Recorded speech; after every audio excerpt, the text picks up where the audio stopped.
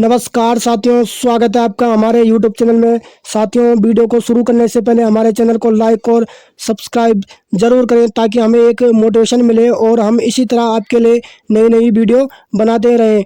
तो साथियों, आज हम चर्चा करने वाले हैं मुगल साम्राज्य के महत्वपूर्ण प्रश्नों पर।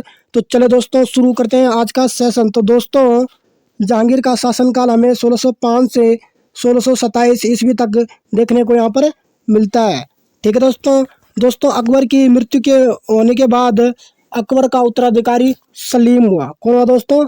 सलीम, जो कि बाद में क्या है दोस्तों, जहांगीर के नाम से जाना गया।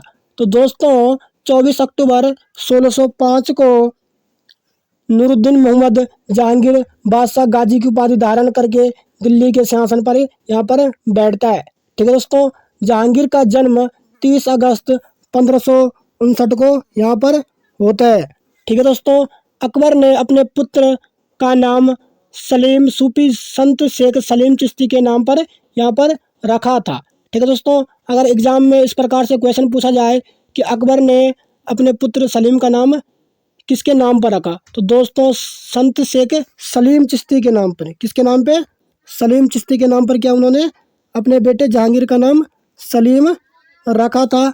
आगे बढ़ते हैं दोस्तों, पहला क्वेश्चन यहाँ पर दिया हुआ है, वर्ष 1605 में जहांगीर का राज्य अभिषेक कहाँ पर किया गया था? तो दोस्तों, जहांगीर का राज्य अभिषेक आगरा नामक स्थान पर यहाँ पर किया गया था। ठीक है दोस्तों, आगे बढ़ते हैं, जहांगीर की पत्नी नूरजहां के बचपन का नाम क्या था? तो दोस्तों, जो जहांगीर की पत्नी नूरजहां थी उसका बचपन का नाम मेहरू निशा था। तो दोस्तों, मेहरू निशा को नूरजहां की उपाधि यहाँ पर जहांगीर ने दी थी। किसने दी थी? जहांगीर ने। तो दोस्तों, कई बार एग्जाम में इस प्रकार से क्वेश्चन पूछे जाते हैं कि मेहरू निशा को नूरजहां की उपाधि किसने दी? तो दोस्तों, किसने दी? जहांगीर ने। आगे बढ़ते हैं, जहांगीर से विवाह के पश्चात नूरजहां ने नूरजहां गुट का यहाँ पर निर्माण किया था। ठीक दोस्तों, इस गुट के प्रमुख सदस्य शहजादा खुर्रम, बाद में शाहजहां के नाम से ये जाना जाता है। ठीक है दोस्तों, जो क्या है, जहांगीर का पुत्र होता है। ठीक है दोस्तों, खुर्रम। असमत बेगम, नूरजहां की माँ। जो असमत बेगम है दोस्तों, ये कौन है? नूरजहां की माँ। ठीक दोस्तों, एतमादुद्दौला या मिर्जा गियास बेग, ठीक है दोस्तों, नूरजहां का पिता, एवं आसफ खां, नूरजहां का भाई। इस गुट का प्रभाव 1627 ईस्वी तक रहा, यानी जहाँ तक क्या है, जहांगीर का क्या है शासनकाल रहा है, वहाँ तक क्या है, नूरजहां गुट का यहाँ पर प्रभाव देखने को हमें यहाँ पर मिलता है। आगे बढ़ते हैं, मुगल चित्रकला किस शासक के काल में अपनी पराकाष्ठा पर पहुंची थी? तो दोस्तों, किसके शासनकाल में पहुंची थी? जहांगीर के। ठीक है दोस्तों, ये क्या है, एग्जाम की दृष्टि से बहुत ही महत्वपूर्ण प्रश्न है। आगे बढ़ते हैं, द्विअस्पा एवं सिंहस्पा प्रथा किस शासक द्वारा यहाँ पर प्रारंभ की गई थी? तो दोस्तों, जहांगीर के द्वारा यहाँ पर प्रारंभ की गई थी। आगे बढ़ते हैं, अगला क्वेश्चन है हमारा, मुगलों एवं मेवाड़ के राणा के मध्य चित्तौड़ की संधि किस शासक के शासनकाल में हस्ताक्षरित हुई थी? तो दोस्तों, चित्तौड़ की संधि दोस्तों क्या है, जहांगीर के शासनकाल में यहाँ पर हुई थी। आगे बढ़ते हैं, अगला क्वेश्चन है हमारा, ईस्ट इंडिया कंपनी ने जहांगीर के दरबार में सबसे पहले किसे भेजा था? तो किसे भेजा था दोस्तों? विलियम हॉकिंस को। ठीक है दोस्तों, कई बार इस प्रकार से एग्जाम में क्वेश्चन पूछा जाता है कि किस मुगल शासक के दरबार में अंग्रेज सर्वप्रथम आए थे? तो किसके शासनकाल में आए थे? जहांगीर के। ठीक है दोस्तों, कौन आया था? William Hawkins. आगे बढ़ते हैं, अगला क्वेश्चन हमारा, जहांगीर ने इंग्लिश खान की उपाधि किस अंग्रेज को सम्मानित किया था? ठीक है दोस्तों, यानी जहांगीर ने क्या है, इंग्लिश खान की उपाधि किस अंग्रेज को यहाँ पर दी थी? विलियम हॉकिंस को दी थी। ठीक है दोस्तों, आगे बढ़ते हैं, अगला क्वेश्चन है हमारा, भारत में किस मुगल शासक का मकबरा स्थित नहीं है? ठीक है दोस्तों, तो क्या है, एग्जाम की दृष्टि से बहुत ही महत्वपूर्ण प्रश्न है। ठीक है दोस्तों, एग्जाम में इस प्रकार से क्वेश्चन पूछ सकता है कि किस मुगल शासक का मकबरा भारत में स्थित नहीं है? तो दोस्तों, एक बाबर है, एक क्या है, जहांगीर। ठीक है दोस्तों, इन दोनों क्या है, इन दोनों मुगल शासकों का मकबरा भारत में स्थित नहीं है। ठीक है दोस्तों, बाबर का मकबरा काबुल में है तथा जहांगीर का मकबरा लाहौर में यहाँ पर स्थित है। ठीक है दोस्तों, जो वर्तमान में कहाँ पर है, पाकिस्तान में। ठीक है दोस्तों, आगे बढ़ते हैं। जहांगीर के दरबार में पक्षियों का सबसे बड़ा चित्रकार कौन था? ठीक है दोस्तों, तो कौन था दोस्तों? उस्ताद मंसूर। आगे बढ़ते हैं दोस्तों। मुगल बादशाहों में किसने अपनी आत्मकथा फारसी भाषा में लिखी थी? तो किसने लिखी दोस्तों? जहांगीर। ठीक है दोस्तों, ये भी क्या है, एग्जाम की दृष्टि से बहुत ही महत्वपूर्ण प्रश्न है। ठीक है दोस्तों, जो जहांगीर की आत्मकथा थी तुझको ए जहांगीरी, ठीक है दोस्तों, उसको पूरी करने का श्रेय किसको दिया जाता है? मौत बिंद खां को। किसको दोस्तों? मौत बिंद खां जो है उन्होंने क्या है, तुझको जहांगीर को यहाँ पर पूरा किया था। ठीक है दोस्तों, आगे बढ़ते हैं। अगला क्वेश्चन है हमारा, गुलाब से इत्र निकालने की विधि को किसके द्वारा विकसित यहाँ पर किया गया? यानी गुलाब से इत्र बनाने की विधि की खोज किसने की थी? तो दोस्तों जो अस्मत बेगम थी उन्होंने क्या यहाँ पर गुलाब से इत्र निकालने की विधि की खोज की थी। आगे बढ़ते हैं। किस मुगल सम्राट ने अपनी राजधानी आगरा से दिल्ली स्थानांतरित की? तो दोस्तों शाहजहां ने क्या है, अपनी राजधानी आगरा से दिल्ली यहाँ पर स्थानांतरित की थी। ये भी क्या है, एग्जाम की दृष्टि से अति महत्वपूर्ण प्रश्न है। आगे बढ़ते हैं दोस्तों। बलबन द्वारा प्रारंभ किया गया दरबारी रिवाज सिजदा एवं पैबोस किस मुगल बादशाह ने यहाँ पर समाप्त कर दिया था? तो दोस्तों जो क्या है, गयासुद्दीन बलबन द्वारा क्या यहाँ पर दो प्रथाएं यहाँ पर लागू की गई थी, सिजदा एवं पैबोस प्रथा। ठीक है दोस्तों, तो उसने क्या है, शाहजहां ने उसको यहाँ पर क्या है, समाप्त कर दिया था। ठीक है दोस्तों, आगे बढ़ते हैं। शाहजहां की पत्नी अर्जुनमंद बानो बेगम को किस प्रचलित नाम से जाना जाता है? तो दोस्तों जो क्या है, उसकी पत्नी थी अर्जुन बानो बेगम। ठीक है दोस्तों, उसको क्या है, मुमताज महल के नाम से यहाँ पर जाना जाता है। ठीक है दोस्तों, जिसकी याद में क्या है, शाहजहां ने क्या है, ताजमहल का यहाँ पर निर्माण करवाया था। ठीक है दोस्तों, आगे बढ़ते हैं। मुमताज महल की मृत्यु के पश्चात शाहजहां ने उनकी स्मृति में आगरा में ताजमहल का यहाँ पर निर्माण करवाया था। ठीक है दोस्तों, ताजमहल का वास्तुकार उस्ताद अहमद लाहौरी था। ठीक है दोस्तों, आगे बढ़ते हैं। मयूर सिंहासन तख्त ए ताउस का निर्माण किसके द्वारा यहाँ पर करवाया गया था? तो दोस्तों मयूर सिंहासन का निर्माण शाहजहां ने यहाँ पर करवाया था। और दोस्तों शाहजहां किसके पुत्र थे यहाँ पर? जहांगीर के पुत्र। ठीक है दोस्तों, किसके पुत्र? जहांगीर के पुत्र हैं। ठीक है दोस्तों, आगे बढ़ते हैं। शाहजहां के काल को किस इतिहासकार ने मुगल शासन का स्वर्ण युग कहा था? ठीक है दोस्तों, तो किसने कहा था दोस्तों?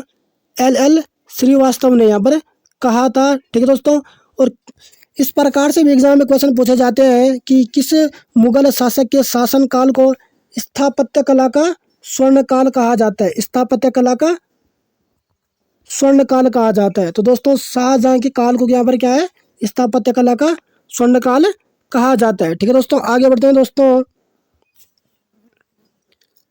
अपनी सहिष्णुता तथा उदारता के कारण किसे लघु अकबर के नाम से जाना जाता है?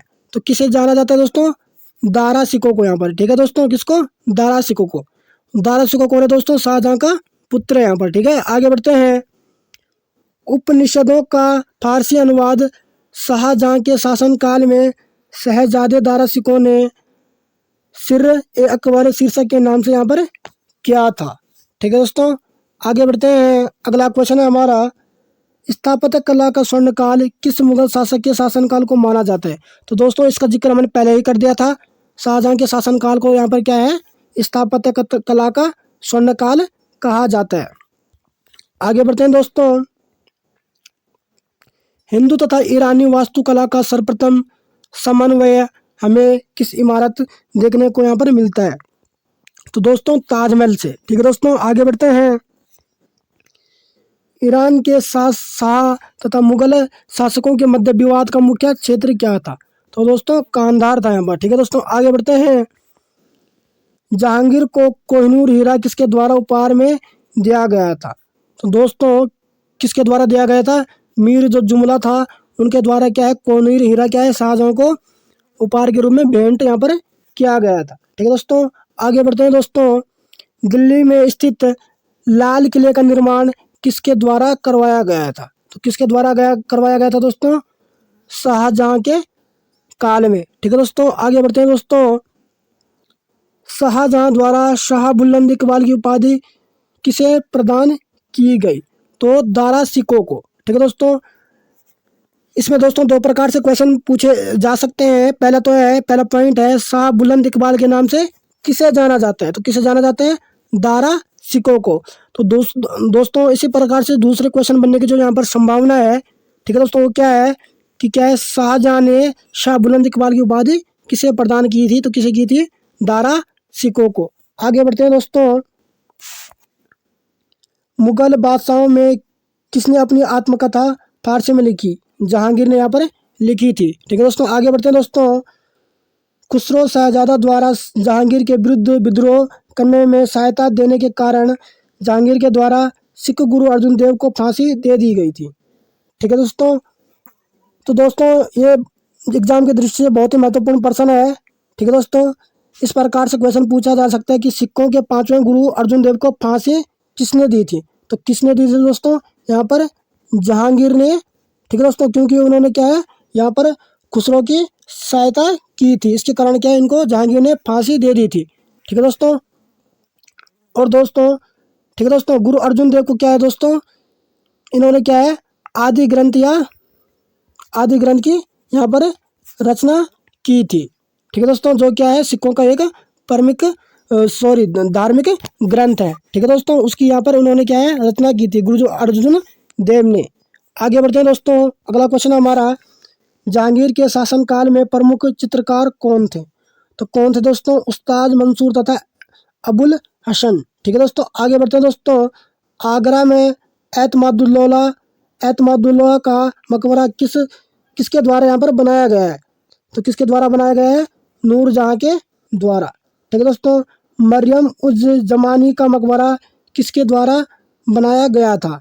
तो किसके द्वारा बनाया गया था दोस्तों? जहांगीर के द्वारा यहाँ पर बनाया गया था। ठीक है दोस्तों, अगला क्वेश्चन है दोस्तों, अगर एग्जाम में इस प्रकार से क्वेश्चन पूछा जाए कि जहांगीर के मकबरे का निर्माण किसने करवाया था? ठीक है दोस्तों, किसके मकबरे का निर्माण?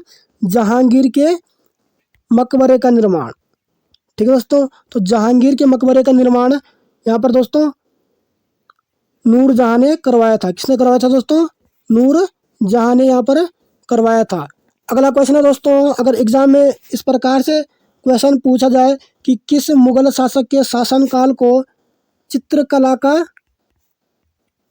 स्वर्णकाल कहा जाता है? चित्रकला का स्वर्णकाल। ठीक है दोस्तों, तो दोस्तों जहांगीर के शासनकाल को यहाँ पर क्या है, चित्रकला का स्वर्णकाल कहा गया है। ठीक है दोस्तों, आगे बढ़ते हैं। जहांगीर की आत्मकथा तुजुक ए जहांगीरी। ठीक है दोस्तों, जहांगीर की आत्मकथा क्या थी? तुजुक ए जहांगीर। इसका जिक्र मैंने पहले ही कर दिया था। ठीक है दोस्तों, जिसे पूर्ण करने का श्रेय मोतबिंद खां को दिया जाता है। ठीक है दोस्तों, तुजुक ए जहांगीर को पूरा किसने किया था? मोतबिंद ने यहाँ पर पूरा किया था। आगे बढ़ते हैं दोस्तों शाहजहां के बाद उसका पुत्र क्या है, दिल्ली मुगल साम्राज्य का क्या है, शासक यहाँ पर बना जाता है। कौन बन जाता है? औरंगजेब। आगे बढ़ते हैं।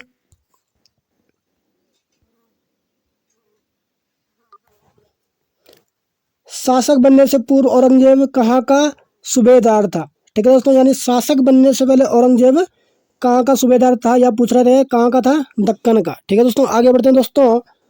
वर्ष 1658 में सामूगढ़ का युद्ध किसके मध्य हुआ?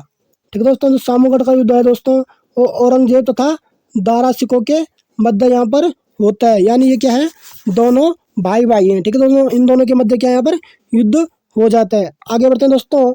मुगल सेना में सर्वाधिक हिंदू सेनापति किस बादशाह के शासनकाल में थे?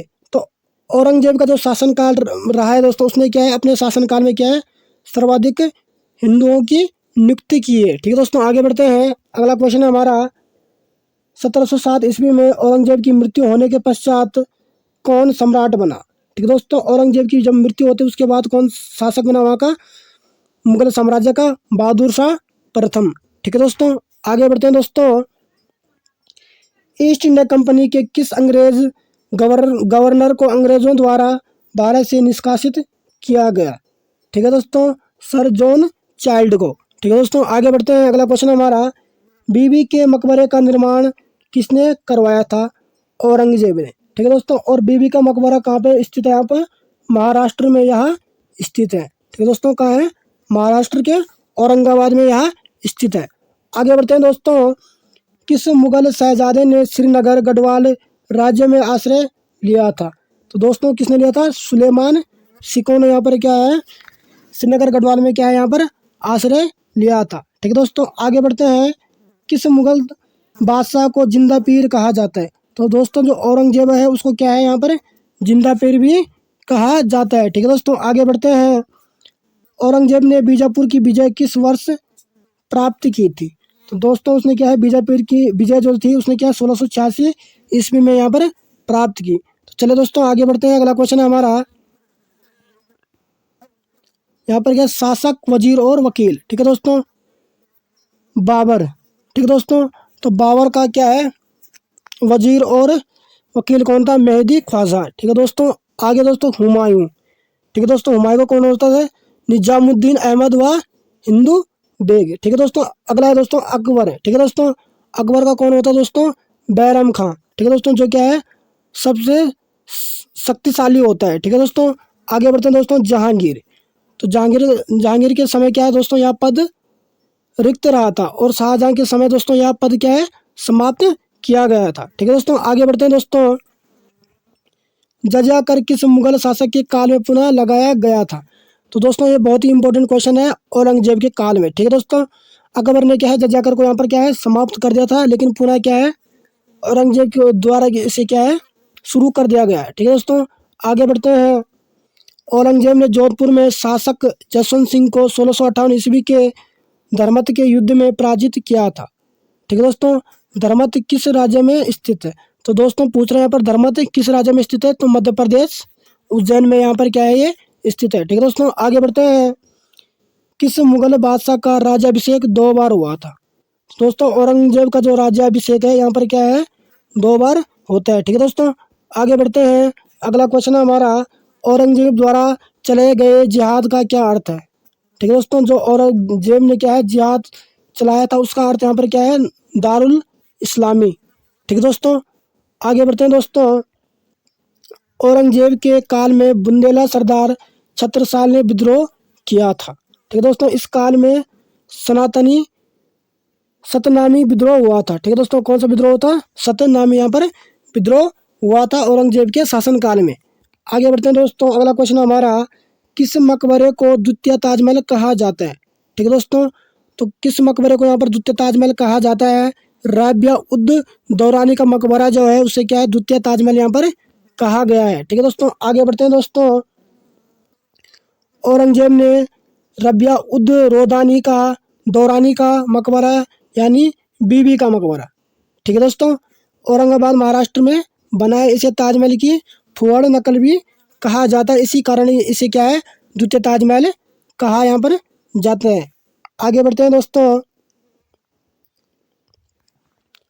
1665 ईस्वी में शिवाजी ने किस मुगल सेनापति के साथ पुरंदर की संधि पर हस्ताक्षर किए थे? तो दोस्तों पुरंदर की संधि 1665 में यहाँ पर होती है। ठीक है दोस्तों, शिवाजी और महाराजा जयसिंह के मध्य यहाँ पर। ठीक है दोस्तों, आगे बढ़ते हैं।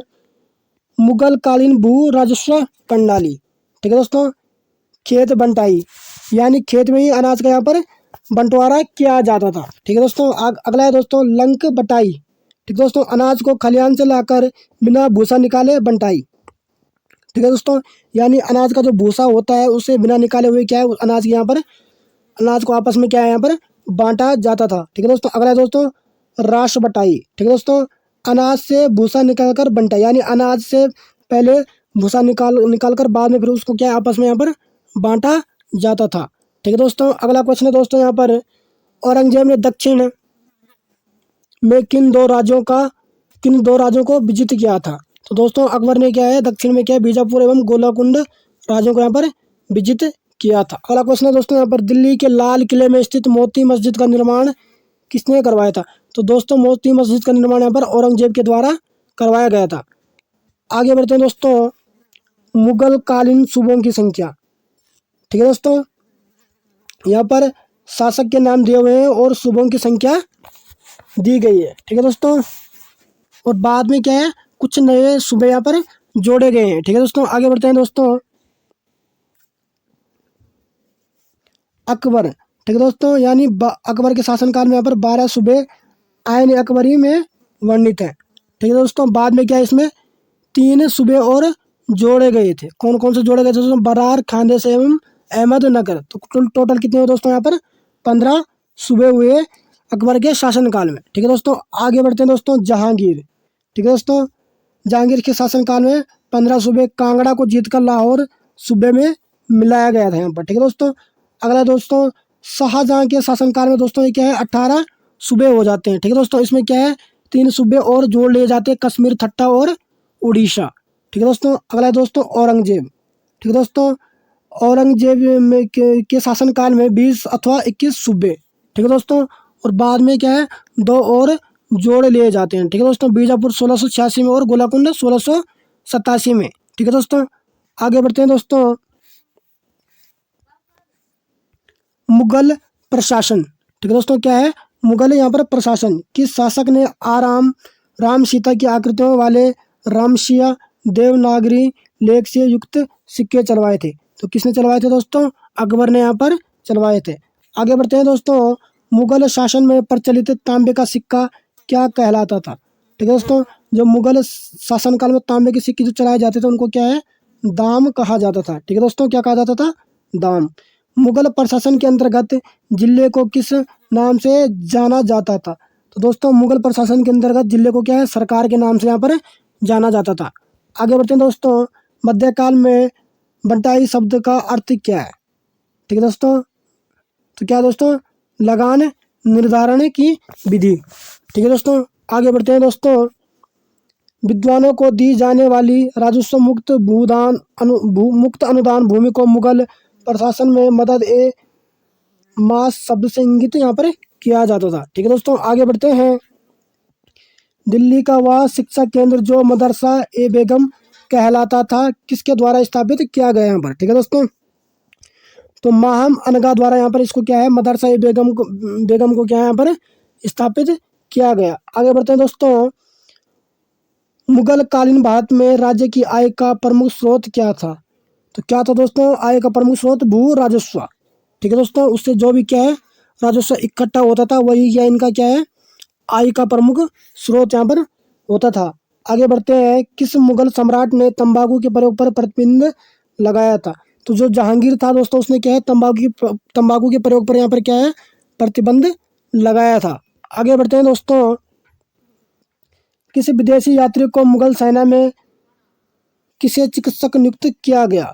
ठीक है दोस्तों, निकोलाओ मनीची को। ठीक है दोस्तों, आगे बढ़ते हैं दोस्तों। मुगल काल में सेना का प्रधान कौन था? तो कौन था दोस्तों? मीर बख्शी। ठीक है दोस्तों, आगे बढ़ते हैं। मुगल कालीन उच्च अधिकारी। ठीक है दोस्तों, यहाँ पर विभाग दिए हुए हैं और उनसे संबंधित जो उच्च अधिकारी थे वो यहाँ पर दिए गए हैं। ठीक है दोस्तों। दीवान इंसा, सुल्तान के आदेश को लिखने एवं डाक संबंधी कार्य करने वाले को यहाँ पर कौन सा विभाग करता था? दीवान इंसा। ठीक है दोस्तों। दीवान ए वजारत, लगान, अर्थव्यवस्था, राज्य के आय व्यय, मंत्रियों के कार्यों की देखरेख आदि के लिए यहाँ पर क्या है, दीवान ए वजारत विभाग की इन्होंने स्थापना यहाँ पर की थी। ठीक है दोस्तों। अगला है दोस्तों दीवान ए कज़ा। ठीक है दोस्तों, जो न्याय विभाग जो होता था उसके लिए उन्होंने क्या है, दीवान ए काजा की यहाँ पर स्थापना की थी। अगला दोस्तों दीवान ए बरीद। ठीक है दोस्तों, गुप्तचर विभाग जो होता था दोस्तों बरीद ए मुमालिक के अधीन। ठीक है दोस्तों, उसके लिए दीवान ए बरीद की यहाँ पर इन्होंने स्थापना की थी। अगला है दोस्तों दीवान ए आरिज, सेना की भर्ती, रसद, शिक्षा संगठन की देखरेख करने के लिए इन्होंने क्या है दोस्तों यहाँ पर दीवान ए आरिज की यहाँ पर स्थापना की थी। आगे बढ़ते हैं दोस्तों। दीवान ए रिसालत, ठीक है दोस्तों, यानी जो विदेश विभाग होता था उसके लिए इन्होंने क्या दीवान ए रिसालत की यहाँ पर स्थापना की थी। अगला है दोस्तों मुहतसिब। ठीक है दोस्तों, ये प्रजा के नैतिक आचरण को नियंत्रित करता था। ठीक है दोस्तों। अगला है दोस्तों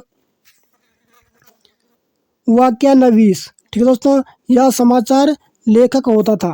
ठीक है दोस्तों। अगला है दोस्तों खुफिया नवीस, यह गुप्त पत्र लेखक होते थे। ठीक है दोस्तों। आगे बढ़ते हैं दोस्तों। दरोगा ए डाक, ठीक है दोस्तों, यह गुप्तचर विभाग का प्रमुख होता था। ठीक है दोस्तों, इसके अतिरिक्त यह पत्र व्यवहार का प्रभारी भी होता था। ठीक है दोस्तों, गुप्तचर विभाग के साथ साथ क्या है, ये पत्र व्यवहार का प्रभारी यहाँ पर होता था। आगे बढ़ते हैं। दीवान ए तन, ठीक है दोस्तों, यह वेतन और जागीरों से संबंधित मामलों का निपटारा करता था। उसके लिए उन्होंने क्या, दीवान ए तन की विभाग की स्थापना यहाँ पर की थी। अगला है दोस्तों मीर आतिश, क्या है दोस्तों, मीर आतिश, ठीक है दोस्तों, यह शाही तोपखाने का प्रधान होता था। ठीक है दोस्तों, अगला है दोस्तों मीर ए बहर, या थल सेना का प्रधान होता था। ठीक है दोस्तों, अगला है दोस्तों हर कारा, ठीक है दोस्तों, ये जासूस व संदेशवाहक दोनों थे। ठीक है दोस्तों, जासूस व संदेशवाहक के लिए इन्होंने क्या है दोस्तों, हर कारा विभाग की यहाँ पर स्थापना की थी। ठीक है दोस्तों, अगला है दोस्तों वितिकची, कौन है दोस्तों, वितिकची। अकबर ने अपने शासन काल के 19वें वर्ष दरबार की सभी घटनाओं व खबरों को लिखने हेतु इनकी यहाँ पर नियुक्ति की थी। ठीक है दोस्तों,